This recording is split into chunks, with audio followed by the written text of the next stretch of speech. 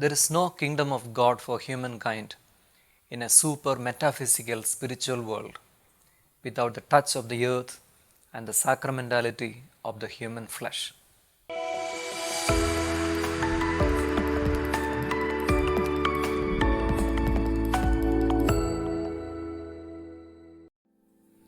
St. John's experience of Christ opened him to the reality of God, that God is love. That love in return generated in him a deeper and larger experience of Christ. John had a testimony of his intimate experience of Christ. The Word which has existed since the beginning became one of us. And we have heard, we have seen with our own eyes, we have watched and touched with our hands.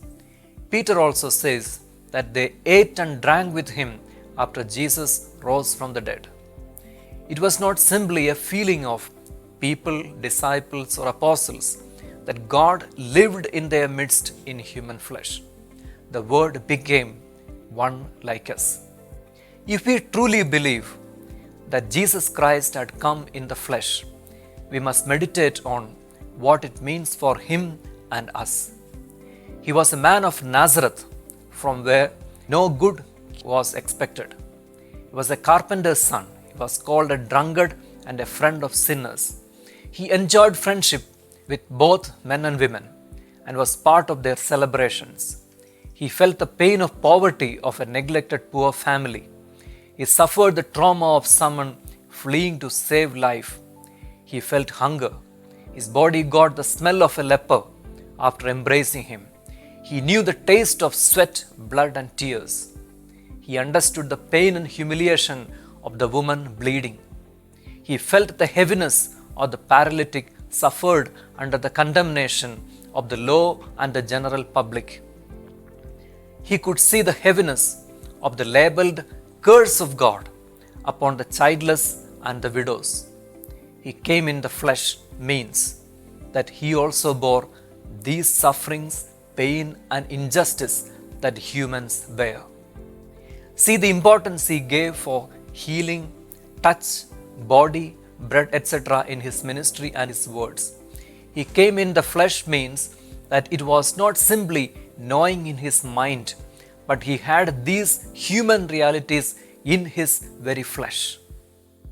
If at all we truly believe that he came in the flesh, we would have overcome our own hatred towards our human flesh and its limitations. We overlook that Christ lived and lives in this same human flesh that we tend to condemn. We know that the sensuality, the lustful eyes, and the pride in possessions lie in our choices. Yet we place the blame on our body as an unwilled and unbearable burden. We have easy and empty spiritualities that enhance this attitude. Humanity is not crushed under a sin as something out there. It is from the ill spirit created for others that we crush humanity. The very same people who despise human flesh commodify it, exploit, and project their attempt as transcending human limitations. These attempts, in fact, reinforce the sensuality, the lust of eyes, and the pride in possessions.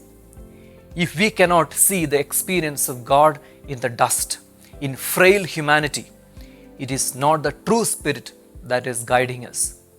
Just as a field has the grace to produce its harvest, the goodwill of humans has the grace to produce the harvest of peace and joy. He came in the flesh to teach us to have compassion, mercy, kindness, and love in the human flesh we have to touch, to console, and to labor.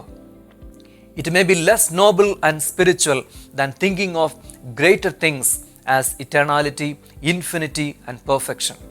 But any such great enlightenment rejecting our human flesh is only a disoriented dream bypassing Christ.